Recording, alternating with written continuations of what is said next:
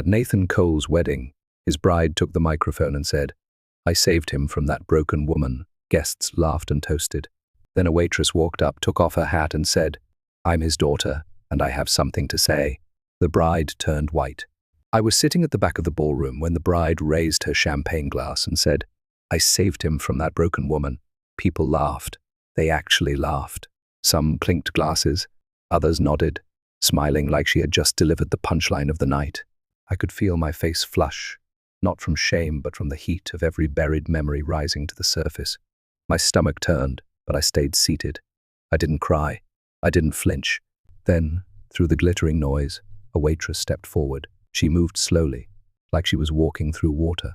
She reached the center of the room, right by the head table, and without saying a word, she took off her cap, held it in her hand, and looked directly at the bride. "I'm his daughter," she said, "and I have something to say." The laughter stopped. The bride's face dropped, drained of all color. Her mouth stayed open, but no words came out, just silence, pure, sharp silence. And that's when everything changed. You ever get that gut feeling that you shouldn't be somewhere? That tight pull in your chest that says, "Turn around." That was me, sitting in my car outside the Ridgewood Grand Hotel, clutching an ivory invitation with gold trim and shaking hands. It came in the mail a month ago. No return address, just my name, Eliza Hart, written in neat calligraphy I didn't recognize. I almost threw it away. Who sends an ex-fiance's wedding invite to the woman he left behind? At first I thought it was a mistake. Then I thought maybe it was some weird olive branch or a test. But the truth, deep down I knew what it was. An announcement, a warning, a way to make sure I knew that Nathan Cole, the man I spent 6 years building a life with, was officially erasing me.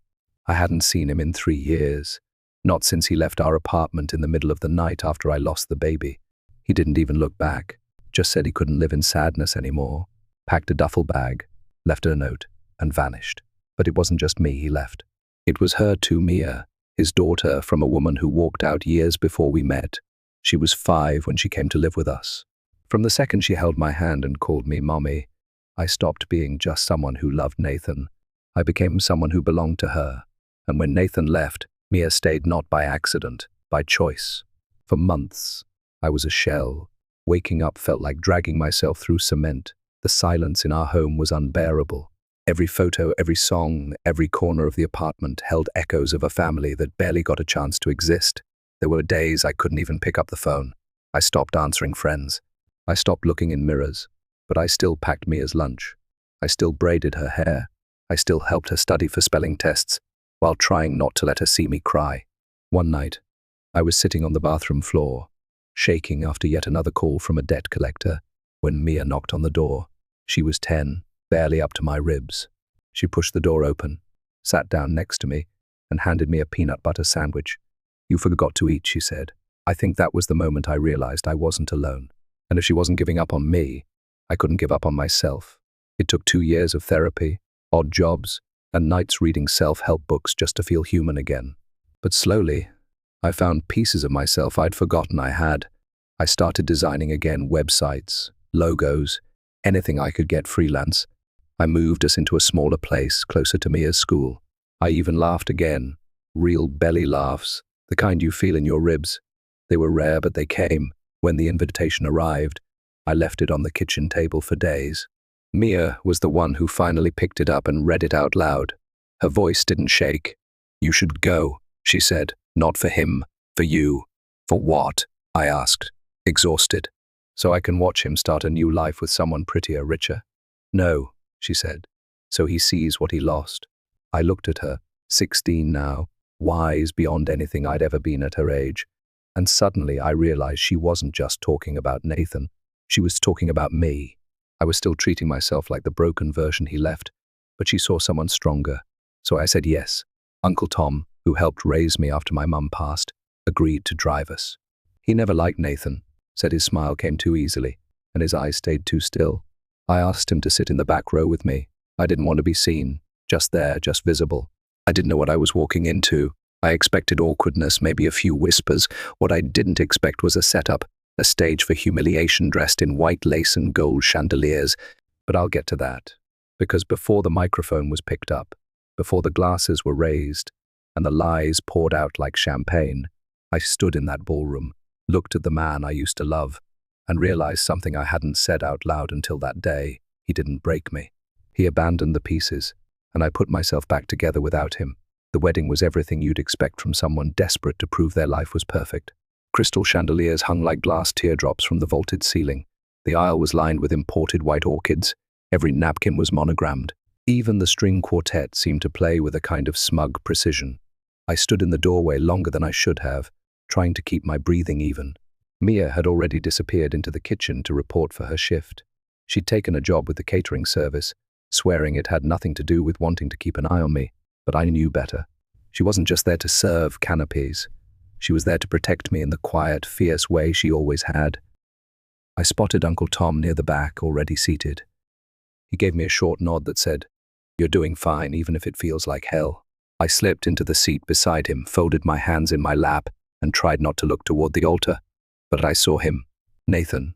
He looked almost exactly the same, broad shoulders, that stupid, practiced half smile. He was shaking hands with someone, holding a whiskey in the other. If you didn't know him, you'd think he was warm, magnetic. But I knew the quiet distance behind that smile, the way he used charm like armor. I knew what he looked like the night he left, shallow eyes and silence, not a single glance backward. Then I saw her Victoria, veil all white silk and gleaming blonde hair, laughter that was just a little too loud, a little too pointed. She leaned into Nathan like she was posing for a magazine cover. Every movement seemed choreographed to say, "Look at what I have, look at what she never could be." They exchanged vows in front of a giant floral arch. Nathan's voice didn't waver once. I kept my head down, chewing the inside of my cheek just to stay grounded. The crowd applauded as they kissed. Victoria turned toward the guests, beaming like she just won something. Then the reception began. Glasses clinked. Waiters flowed like clockwork through the crowd. People laughed, gossiped, admired each other's dresses. I sat quietly, sipping water, forcing myself to stay present. Mia passed by once with a tray of bruschetta. Our eyes met for a brief second. She winked. "You okay?" Uncle Tom whispered. "Still breathing," I said. Then came the toasts. Best man, maid of honor, a cousin, all the usual stories about how Nathan was a great guy, how Victoria had turned him into a better man. I almost managed to tune it out until I heard her voice. I want to say something. It was Victoria, standing at the head table, holding a flute of champagne. Her eyes sparkled in the lights, but there was something sharper behind them. She didn't look at Nathan. She looked at the crowd, and then at me.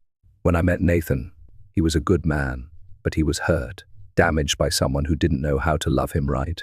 A woman who was too broken to see how lucky she was. I froze. My skin flushed hot and cold at the same time. The words hit me like a slap in a silent room. "She almost ruined him," Victoria continued, with a laugh so light it made my stomach churn. "But I saved him. I healed him. And today he's finally where he belongs." Laughter followed real laughter. People toasted. Glasses clinked. A few even clapped. Uncle Tom muttered something under his breath. I couldn't move. Every part of me screamed to stand up, to speak, to scream even, but I didn't. I just stared at her. This woman who knew nothing about the nights I held Nathan's hand while he cried about losing custody of Mia. Nothing about the mornings I woke up early to write cover letters for his job search. Nothing about the ultrasound photo I buried in the back of my drawer, the one I never got to frame.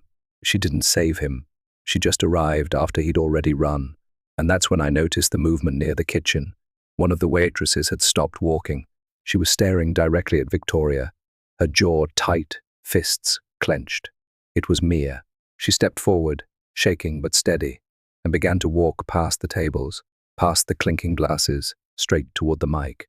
I watched her shoulders rise and fall. Then she took off her server's cap, held it in her hand, and said in a voice louder than I'd ever heard from her, "I's daughter, and I have something to say." The room fell dead silent, and I knew in that moment the night was far from over. I'm his daughter, and I have something to say. Mia's voice cut through the room like glass on polished marble. Every champagne flute froze mid-air. Every conversation stopped mid-sentence. The silence was thick, confused, electric. People turned in their chairs. Some whispered. Victoria's smile twitched, her hand still frozen around her glass. Nathan turned slowly in his seat, staring at the girl in the black apron and white button-up shirt, who had just unmasked every lie he'd built this night upon. Mia stood beside the dance floor, her cap clutched tightly in her hands. Her curls had fallen loose from her bun. Her chest rose and fell, as if each breath had to be pulled from somewhere deeper. "She's not just the woman you're mocking," she said, her voice cracking at the edges. "She's the woman who raised me." Victoria blinked, confused. "Wait, what?" "I'm Nathan's daughter," Mia said again. "From before he met you. From before he ran away. From before he pretended we didn't exist." The air changed. A few people gasped. I saw one of Nathan's cousins slowly lower his phone, like he wasn't sure if he should keep filming. Mia took a step forward. She wasn't reading from a speech. This wasn't planned, but it was truth, and it had weight. "He left when I was 11. Not just my mum, he left me. Didn't call, didn't write, just disappeared. And you want to call her broken?" Her eyes flicked to Victoria, who looked suddenly very unsure of her footing. "I watched her work 2 jobs so I could have food. I watched her cry in silence so I wouldn't hear. And when people asked me where my father was, I said he was away on business because I didn't want anyone to know he chose not to love us." Someone near the front covered their mouth. A waiter stopped walking, tray hovering mid-air. Nathan finally spoke, his voice low, cautious. "Mia, not here."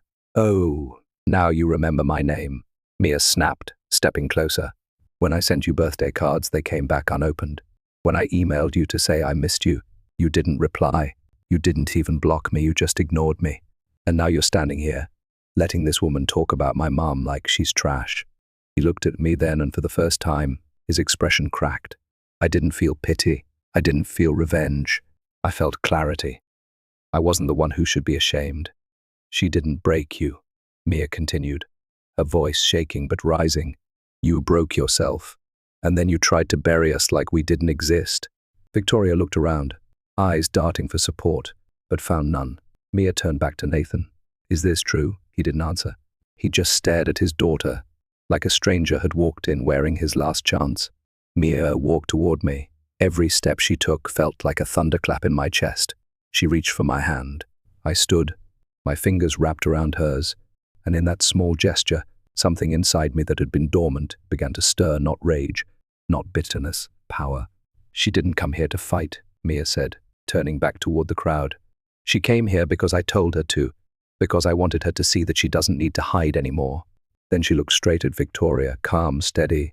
"She doesn't need to be invited into a room to belong in it, and no one gets to rewrite our story to make themselves look better."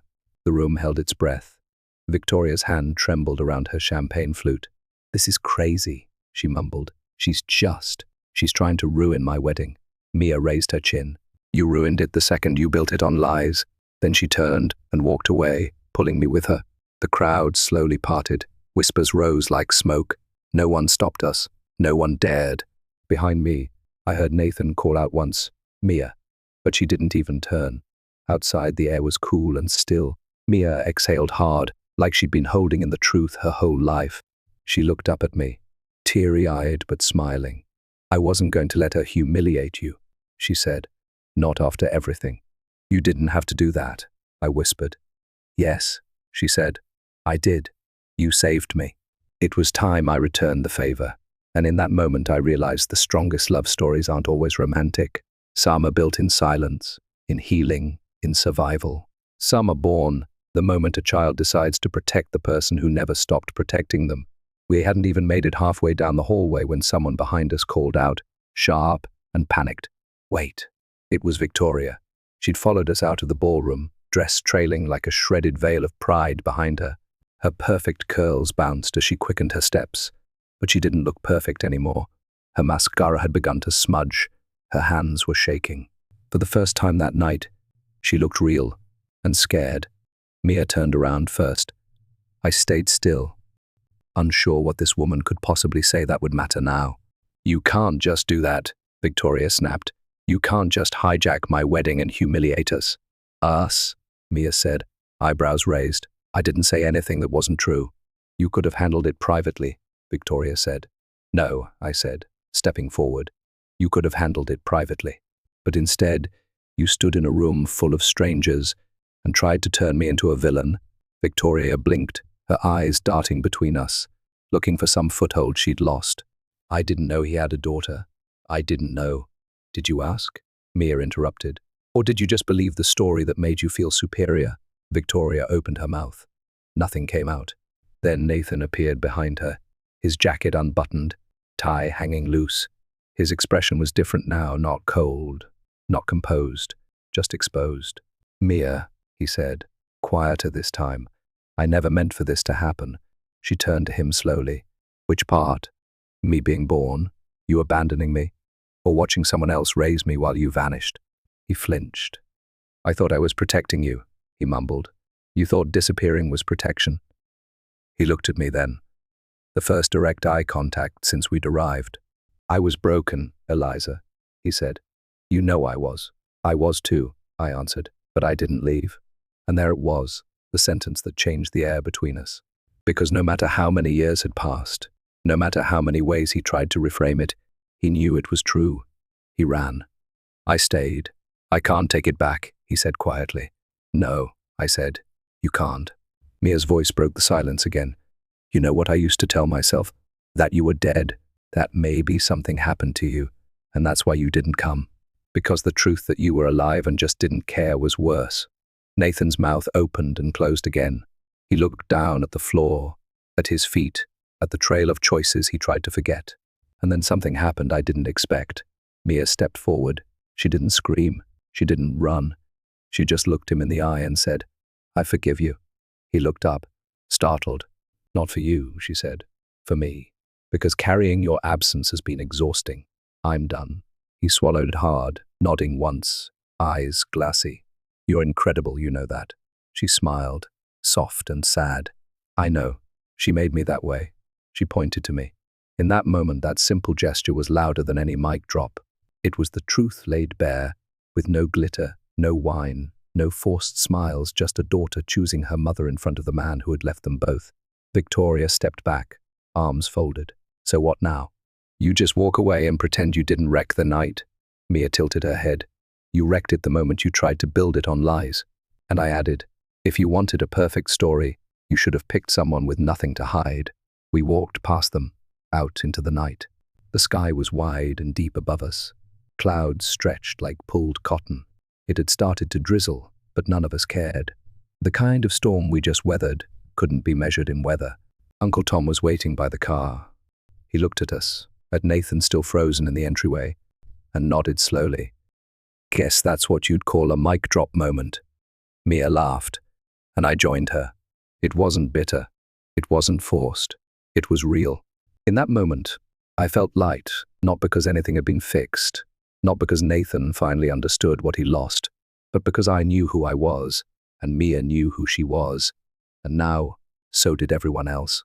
The next morning, the headlines started to spread, not in the tabloids or newspapers, but in the way these things move now. Quiet clips on TikTok, grainy wedding footage posted anonymously, short videos titled, Waitress Shuts Down Bride's Insult with Epic Speech. I didn't watch them. I didn't need to. I had lived it. People messaged me, friends I hadn't heard from in years. Some apologized for losing touch when things fell apart.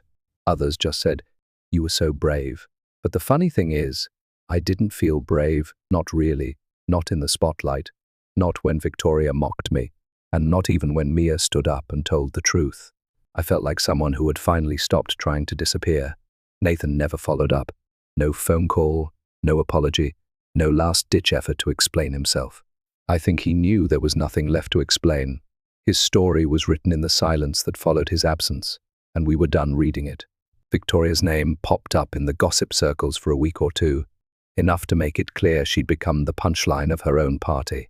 I heard from someone at the venue that she left the reception early and never came back for the honeymoon send-off. Apparently, she moved out within the month. Whether they broke up or stayed together, I didn't care, because this story was never really about them. It was about us, me and Mia, and what we became when the people who were supposed to protect us left. After that night, something shifted in our home. It was quiet, but powerful. Mia was different, stronger. She walked taller. She didn't apologize for taking up space. I caught her practicing her speech in the mirror one night, not out of vanity, but preparation. She told me she was thinking about starting a podcast for girls who think they don't have a voice. And me? I started something too. I'd always been afraid to talk publicly about what happened. There's shame in being left. People look at you like you're contagious, like your pain is a warning. But after the wedding, I realized something. I wasn't weak because I broke. I was strong because I rebuilt. So I started writing again, first just notes, then essays. I sent one to a parenting blog. It got published. The comments poured in, mothers, daughters, women I'd never met, all saying the same thing. Thank you for saying what I couldn't say out loud. That turned into a blog, then a small community group. A few months later, I registered a non-profit, The Second Thread, a space for women healing from abandonment, divorce, emotional abuse. We host circles, provide counseling, help them write their stories, literally and figuratively. I didn't expect it to become what it did. I just wanted to offer women a space where silence wasn't the only option. But the most powerful part of all of this wasn't the public closure. It was a quiet moment in our kitchen one night in January. I was washing dishes. Mia sat at the counter, flipping through her notebook, legs swinging off the stool. She looked up at me and said, out of nowhere, "You know, I used to wish my real mum had stayed." My hands paused in the sink. "But now I get it," she said. "Maybe she left because I was supposed to end up with you." I didn't say anything. I couldn't. I just turned around, dried my hands, and pulled her into a hug so tight, I think I breathed her in. Sometimes, life doesn't give you the story you thought you wanted. Sometimes, it tears pages out mid-chapter and leaves you to guess the ending. But sometimes, when you fight, when you love hard, when you stay, you get something better. You get to write a new story. And the best part, you don't need anyone's permission to start. If this story moved you, if it reminded you of your own strength, or the power of someone who stood by you when others didn't, take a second and give this video a like. Share it with someone who needs to hear that broken doesn't mean worthless, that walking away doesn't make you strong, staying and healing does. And if you've ever had to rebuild yourself, if you've ever been the one holding the pieces together when someone else dropped them, leave a comment. Tell us your story. You never know who's reading and needs your words. And hey, if you want more true stories that hit deep, that remind you you're not alone, make sure to subscribe to the channel. New stories drop every week, and they're all about resilience, truth, and the messy beauty of being human. Thanks for watching. And remember, you don't need to be invited into someone's fairy tale when you're already writing your own.